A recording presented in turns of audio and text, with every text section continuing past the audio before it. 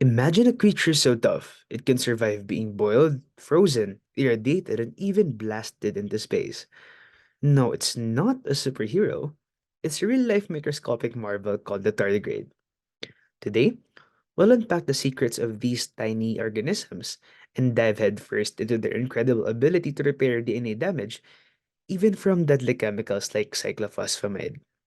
So buckle up, because we're about to embark on a wild journey into the realm of these organisms.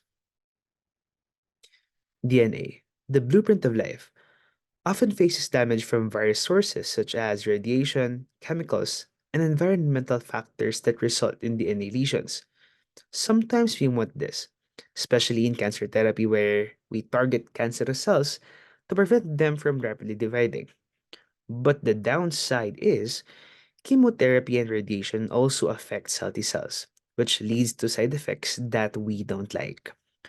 Fortunately, living organisms possess sophisticated repair mechanisms to protect their genetic integrity. Enter tardigrades.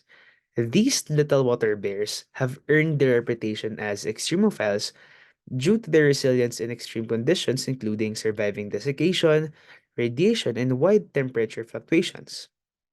Their exceptional ability to overcome such environments gives us a clue about their remarkable repair mechanisms. With this, we look further into their potential in enhancing human DNA repair mechanisms that may revolutionize medicine and biotechnology.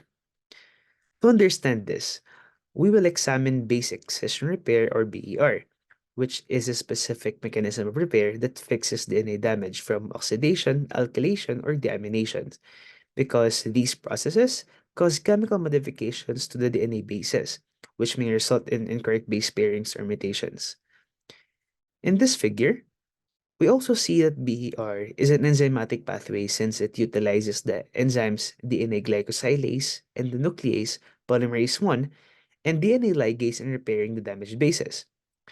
DNA glycosylase recognizes and removes the damaged base from the DNA structure, which produces an AP site. This area is called an AP site because it does not have any purine or pyrimidine bases.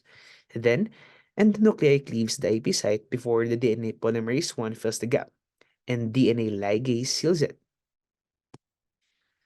Tardigrades exhibit a robust BER system, which allows them to repair DNA lesions even under extreme conditions, especially the species Ramositius verinatus. These little water bears, as the name suggests, is minute and they are mostly found in transient freshwater habitats because they are extremophiles. They can also survive temperature as cold as absolute zero and even radiation at intense levels. But why are they the model organism for studying DNA repair? This is because of their range of genetic adaptations. First, they have DNA protection proteins that effectively bind to the DNA to minimize damage. Second is cryptobiosis or DNA repair pausing that halt metabolic activities to preserve its integrity until conditions become favorable. And third are efficient DNA repair enzymes that we discussed earlier. So these three allows them to have genetic resilience even against cyclophosphamide. But what exactly is cyclophosphamide? Cyclophosphamide is actually a chemotherapy drug that has alkylating properties. Thus, it can cause DNA lesions through alkylation that can cause base pair substitutions, which again leads to mutations. This damage is used particularly in targeting cancer cells. However, as we mentioned earlier, these damages also affect healthy cells. So, understanding how tardigrades cope with these lesions provide insights about mitigation of the effects of this chemotherapy drug on healthy cells. But how can we evaluate DNA repair? The COMET assay can be used to quantify DNA damage induced by alkylating agents, and it can also assess the repair kinetics or how fast the repair is after exposure. So prior to proper experimentation, if ever we want to get a sample of tardigrades, we can find and isolate them from lichens which we can see in trees around campus, while cyclophosphamide is commercially available since it is a chemotherapy drug. Going back, as you can see here in this figure, This assay causes DNA fragments with lesions to migrate out of a nucleus, forming a comet-like appearance. So the length and intensity of this tail reflects the level of DNA damage. Longer tails indicate more damage, so we can observe repair kinetics by comparing DNA damage levels at different time points after exposure to the cyclophosphamide. So by evaluating its DNA repair, we can now compare R. varionatus with other species. Species such as Hypsibius dujardini, a less tolerant tardigrade wherein Carrero et al. As 2019 highlights that R. varionatus showcases an enhanced ability to maintain genomic stability, which is attributed to its mechanisms for DNA repair. So this indicates that R. varionatus has a more sophisticated repair mechanism than H. dujardini.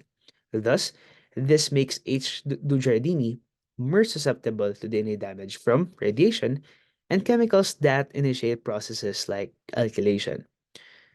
So, what can we take from all this information? First, we learned that tardigrades have remarkable DNA repair against genotoxic stress like cyclophosphamide-induced lesions.